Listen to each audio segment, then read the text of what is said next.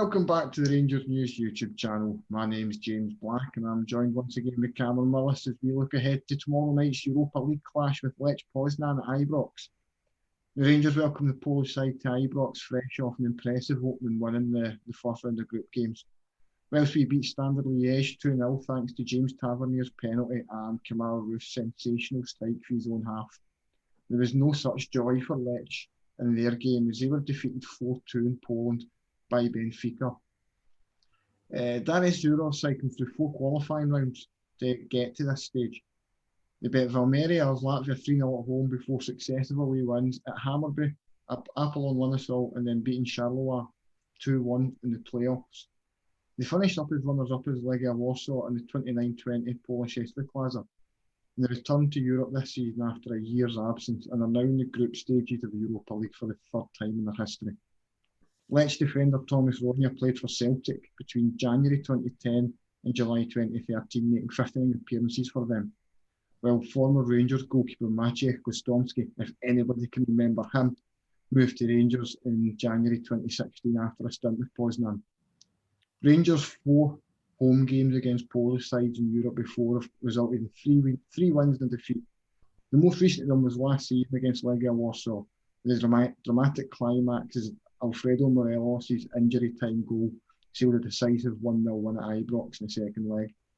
Lech, meanwhile, have lost their 2 previous games against Scottish opposition without scoring, losing 2-0 away from home and then 1-0 at home against eventual winners Aberdeen in the 1982-83 European Cup Winners' Cup second round.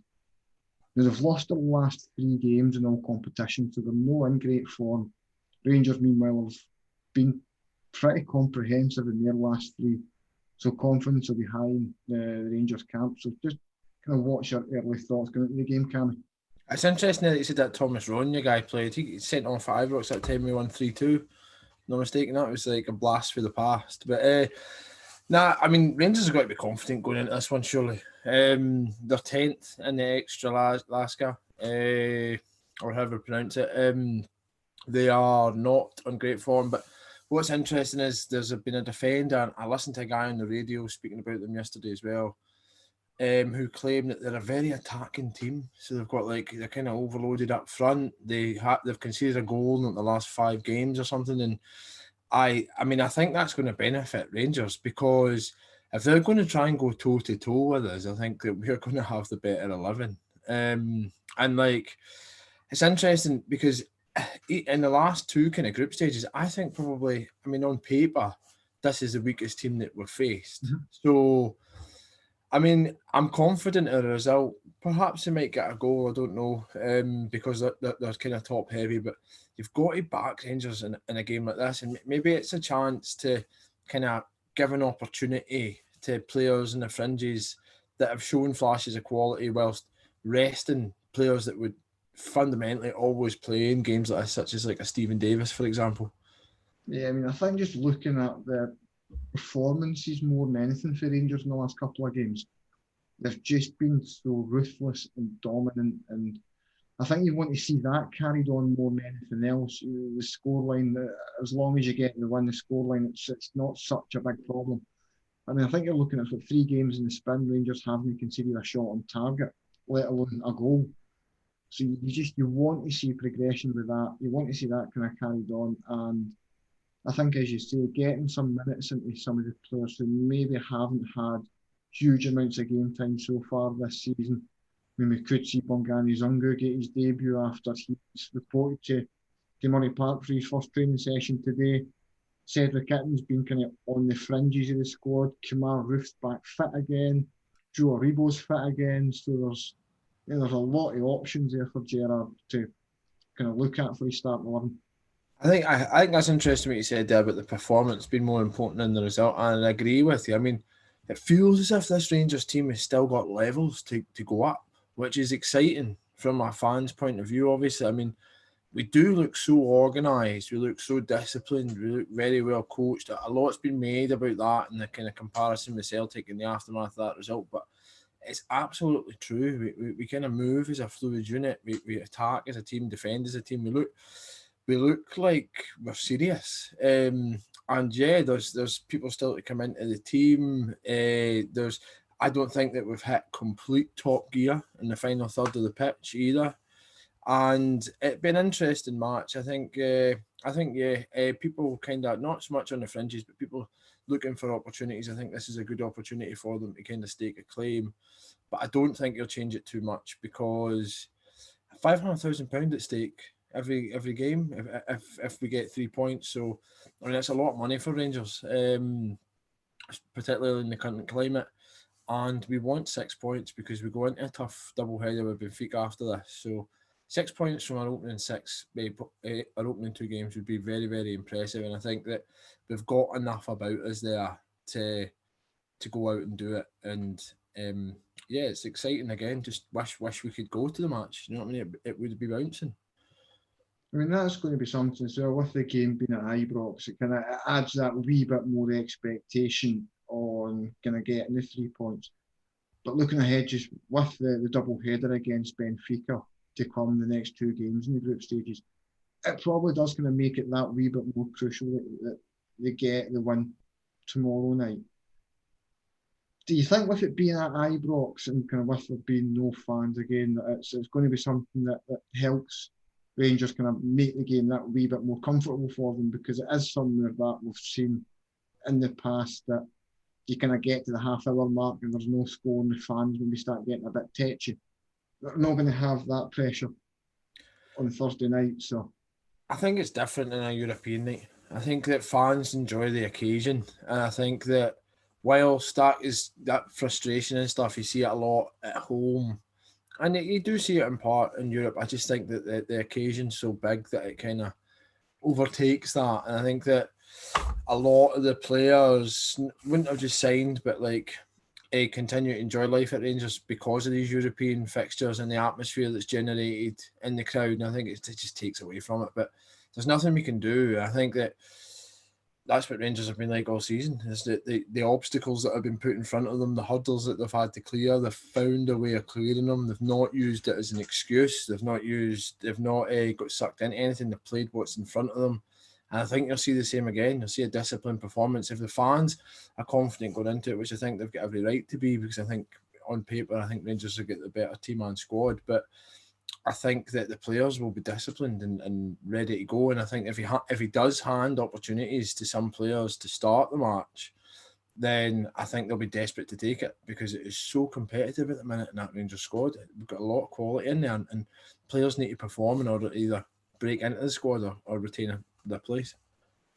I mean, speaking of the squad, when you've done the predicting 11 for the site yesterday, I want to go through that, because there are kind of a few changes in there, and I think it kind of get your logic on them. So the back five largely picks itself.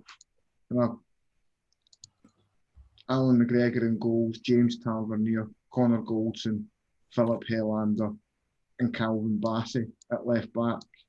Now, I think that's largely dependent on whether or not Barisic makes it, but I don't think that he would risk him for a game like this that's winnable for Rangers with Bassey. So, I think that if there's any smidgen of doubt, I think that Bassey will play. I think that Bassey's more than capable of playing. He did well against Standard Liège, and he did really, really well again at the weekend. He's very enthusiastic. He fell asleep a wee bit when Livingston hit the post at the weekend. I think that he'll that's just an element of his game. He's going to make mistakes like that, but he looks like a good deputy, particularly at present, and could go on to be a big player for us. So I've no fear about him coming in there. Do you think with Bassey it would possibly a case of that with the league game at the weekend being away to Kilmarnock as well, so there's that plastic pitch there, that you're maybe a wee bit more reticent to take the gamble on Barisic and maybe kind of have an eye on Rugby Park? Aye, because I don't think they would want to play him there if he's got a niggling injury. So yeah, maybe. I mean, it just depends if he's available. I think that's the big thing. It depends on his current condition.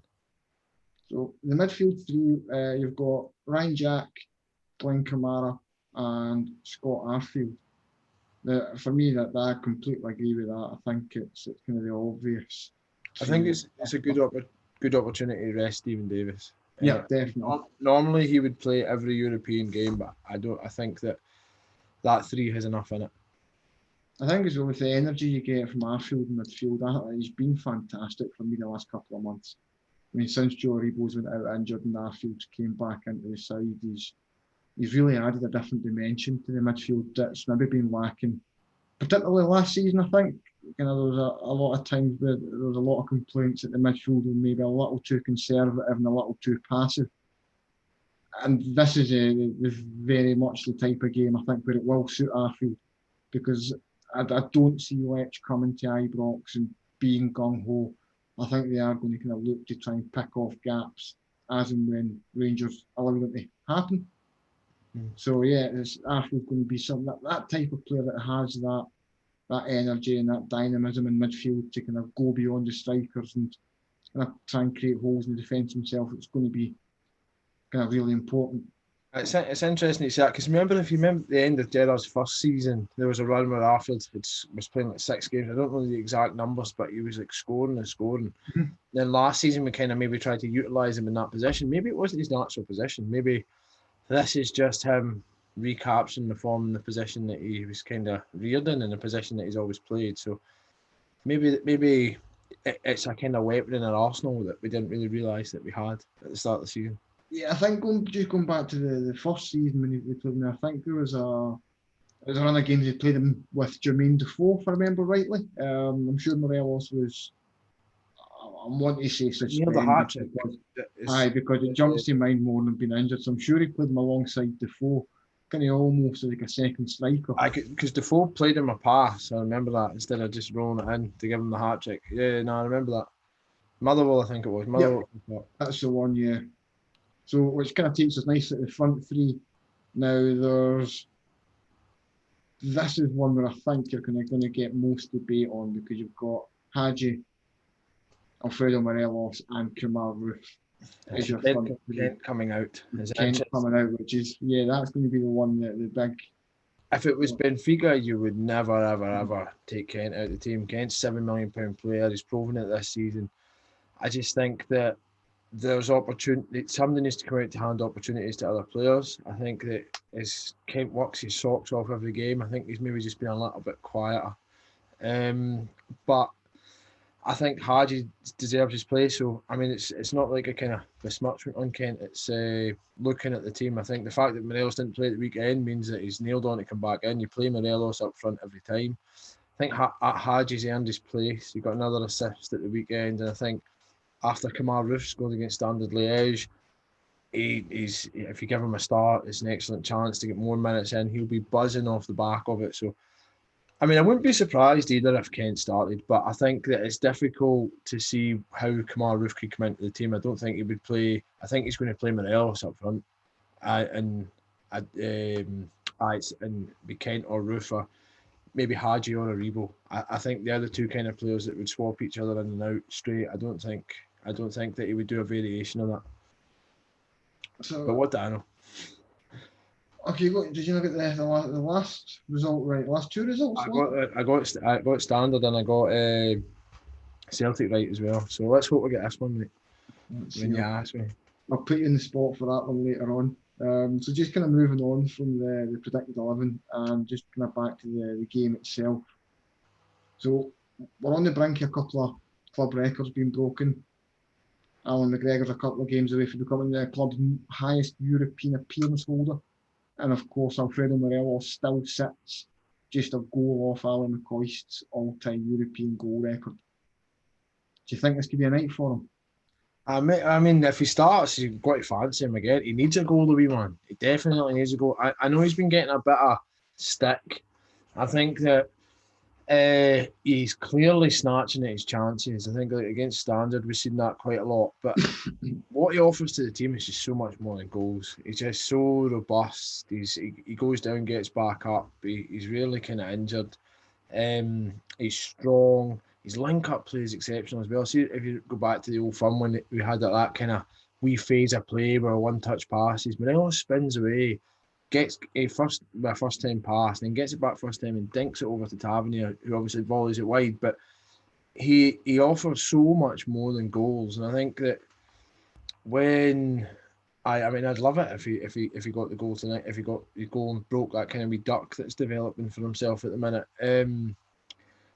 But I think they offer so much more than goals, and I think that one of the biggest complaints we had last season was that he was scoring all the goals, and now they're being shared around. So I think overall it's a positive, but he does look like he needs a goal, and I'd love it for it to be tomorrow night.